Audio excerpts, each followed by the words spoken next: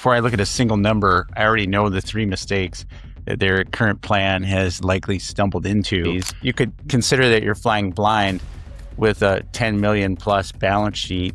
So this isn't just a death benefit play, it's also a living benefits play to shore up the estate against these uncertainties. Over the past decade, I've had more than 1,000 clients sit across from me. And before I look at a single number, I already know the three mistakes that their current plan has likely stumbled into. The first one is almost always the same. They've got a revocable trust, a will, maybe even an irrevocable life insurance trust, which is unusual. And they believe that this is the complete estate plan, but too often it really isn't. What they have are the legal containers. And so the documents exist to their credit, but the financial efficiency component of the plan remains untested. It probably hasn't even been looked at in many cases. This means that common financial efficiency pitfalls, such as a lack of liquidity, threatens to derail the entire plan.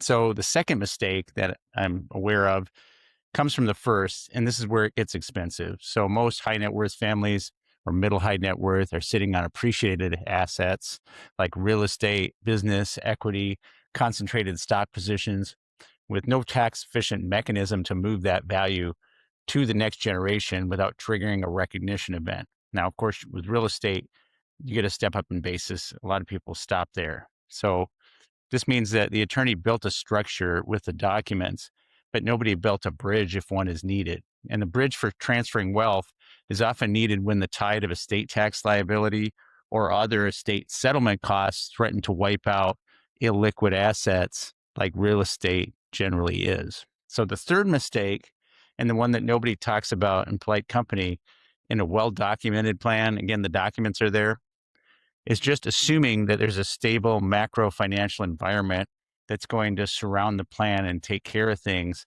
at the time that the settlement of the estate is needed. And this is generally not the case. So fixed interest rates, predictable estate tax exemptions, a dollar that holds its purchasing power. None of these assumptions are really safe, right? When you look at the national debt and the way that it's skyrocketing right now. So if your estate plan was drafted before 2020 and hasn't been stress tested against the current administration policies, you could consider that you're flying blind with a 10 million plus balance sheet. And this is where it's dangerous, right? People make these assumptions.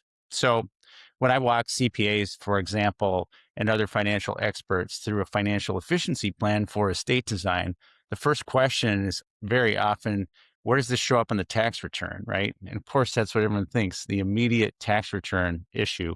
And I can tell you exactly what the answer is before they finish the sentence because I've answered it so many times. So what I've built is an estate planning framework that uses properly designed whole life insurance as the financial infrastructure, not as simply a death benefit product, that's a part of it, but as a liquid tax advantage asset that funds the trust, bridges the gap between generations, and holds its value when the macro environment shifts. And this coordinates with the existing legal documents. If you think about it, this properly designed contract, life insurance contract, is a trust in and of itself that works hand in hand with your other trust documents instead of replacing them. So, and this performs, it performs on paper. You can demonstrate it.